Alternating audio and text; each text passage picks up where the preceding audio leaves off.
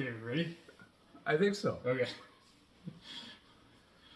Hello, Whiskey Taste Buds. It's Adam and Greg here, Blue Collar and Scholar, on the Whiskey Taste Buds YouTube channel. We're back once again for another exciting whiskey season. And we, as a beginning of our whiskey year, we want to resolute that we're going to do more content for you, or at least attempt to. So this is the start of that.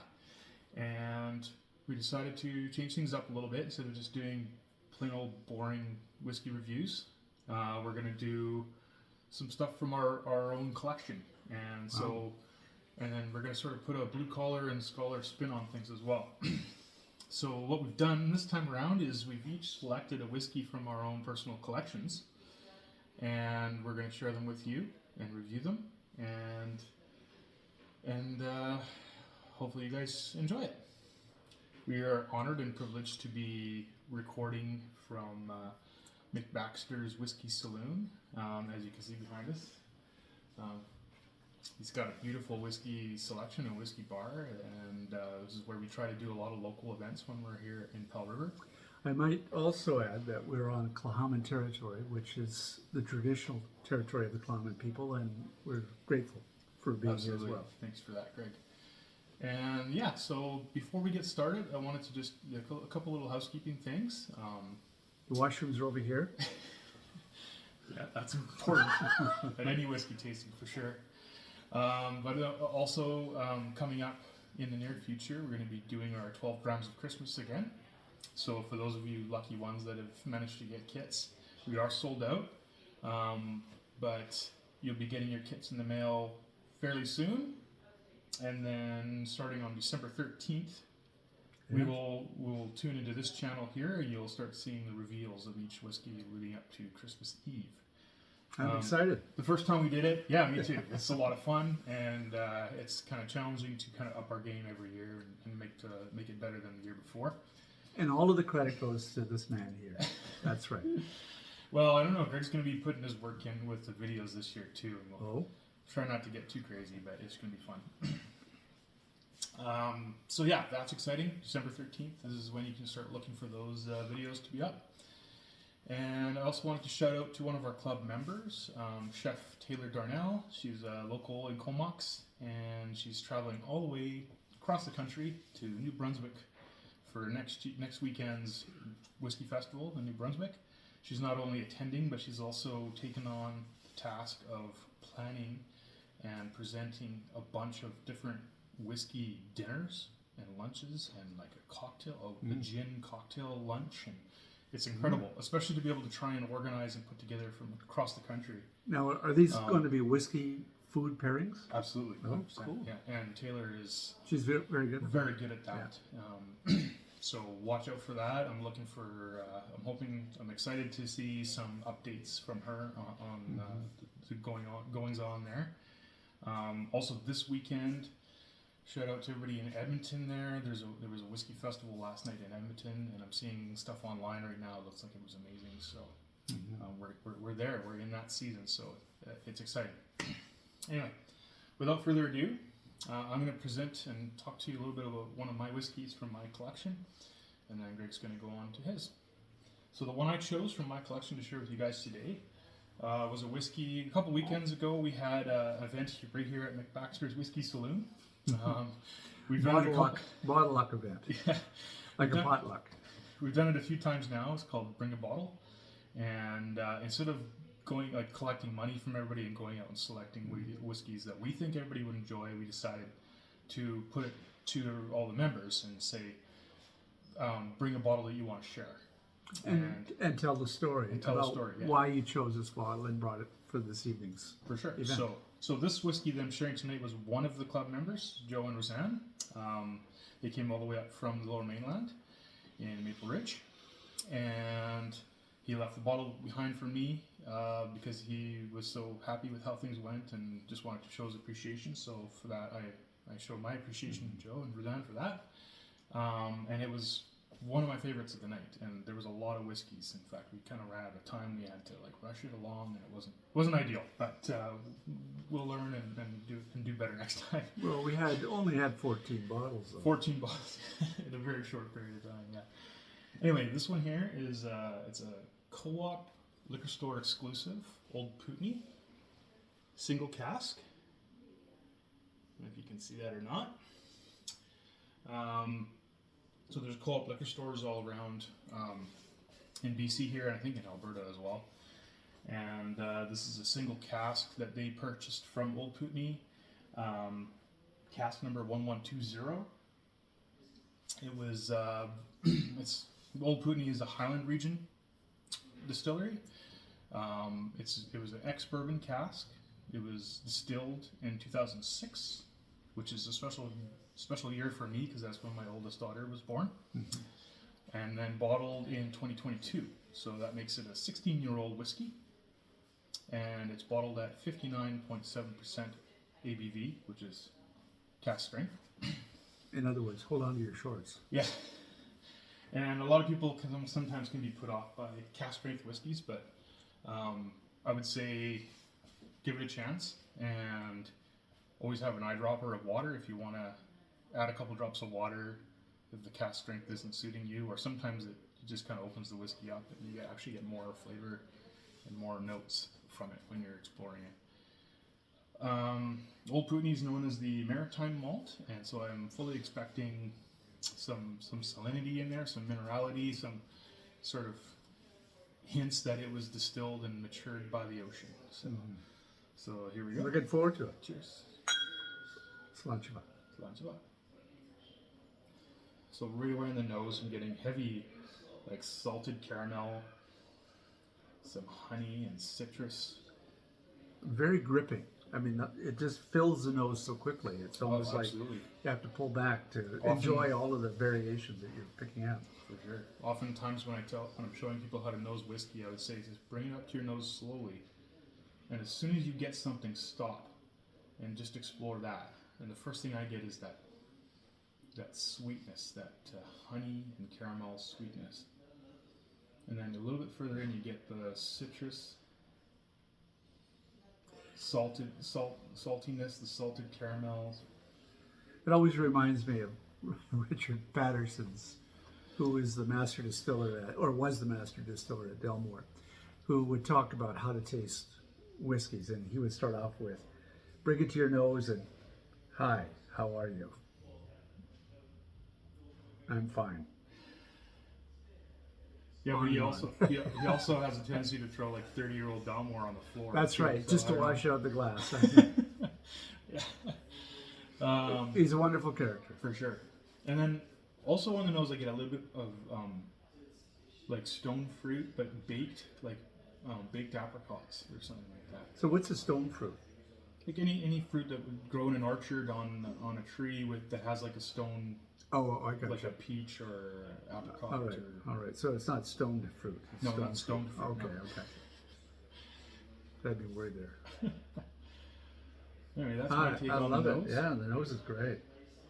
It's very embracing. And probably because of the high ABV. For sure, yeah.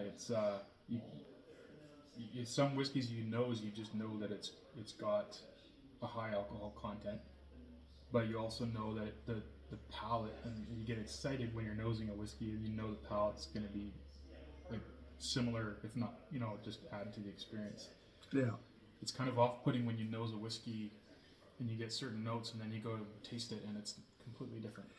And it may be the case with this. Let's give it a try.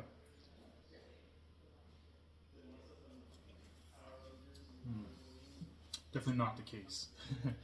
Wow. Again, I get honey, toffee, citrus, like licorice and cinnamon spices. There's some coconut in there.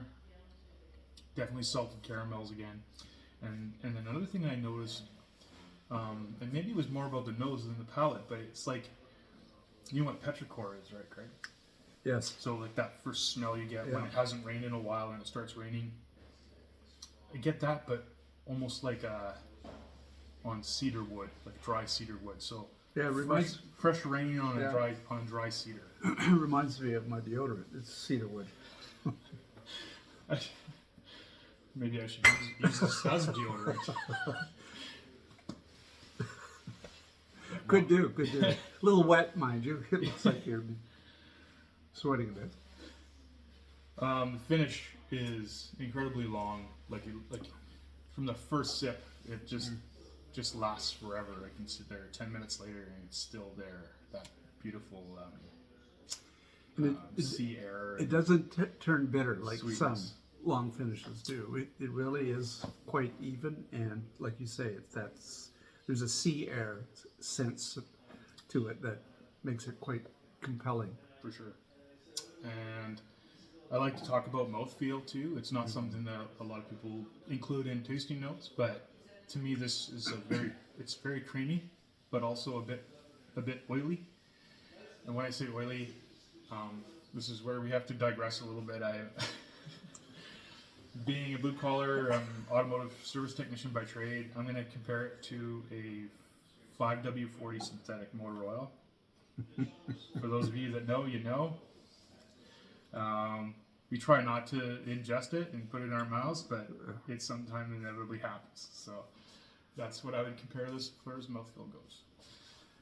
Also, another little thing we've decided to do for our whiskey videos is play on the blue collar and scholar theme a little bit.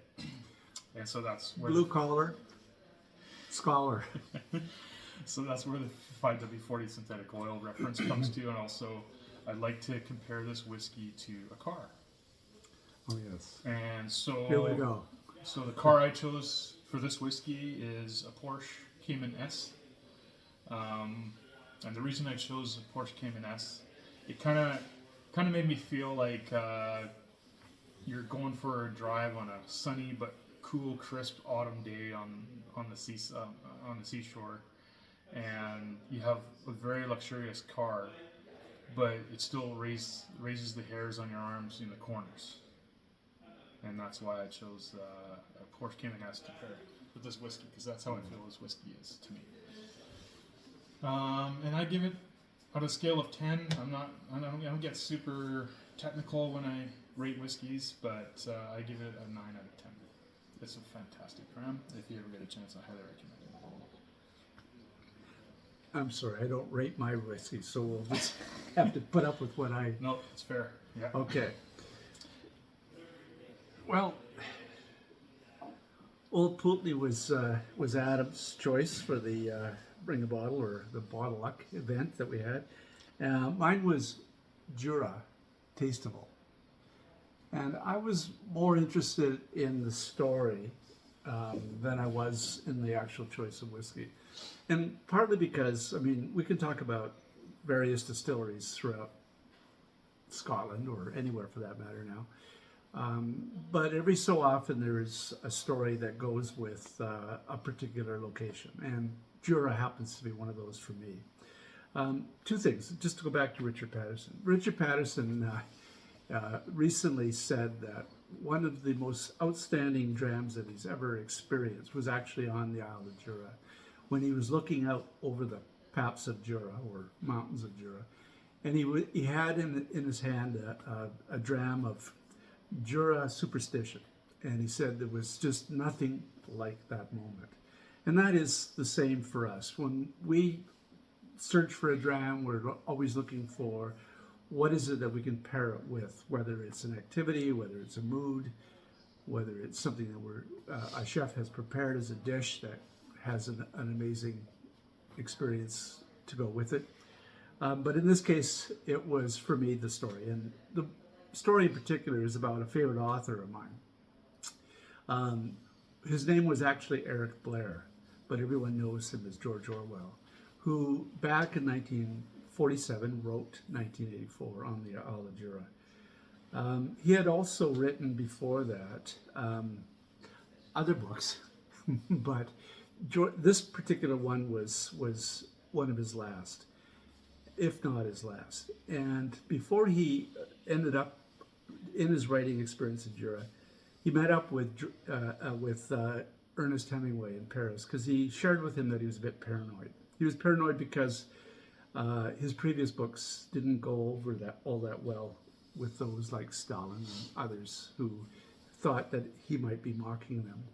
And so Ernest, in order to be helpful, gave him a gun, a Luger, that he could keep with him all the time while he was there on Jura writing his novel. Well, when you write that kind of stuff, you would have some element of paranoia, I think. Absolutely. And the sad thing is that he spent 2 years being paranoid, but producing an amazing book at the If you same want to time. disappear, I'd say Iowa Jura is probably a pretty good place to do so. Without question. What's the rapids between Isla and Jura? Corey Reckon. Corey Reckon, yes. Yeah, it's like He also had an experience with Corey Reckon, which is an amazing travel experience by water, where he ended up being tossed into the water in the rapids and barely made it back to shore with his son. So yes, all of those stories are helpful in terms of helping to define the tasting experience. But in this case, we're going to talk about the whiskey itself.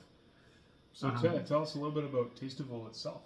Well, it's 51% ABV, and it says that it's 2017. I'm not sure if that was when it was bottled or when it was distilled. I didn't actually take a look to see the difference. But of all of the Jura line, Tasteable is, I think, the only one, or one of very, very few that are cask strength. Actually, it wouldn't be cask strength because we just heard that 52% is the borderline Yeah, so for 51 cask is strength. they've added some water, but Yeah, but it's not cask strength.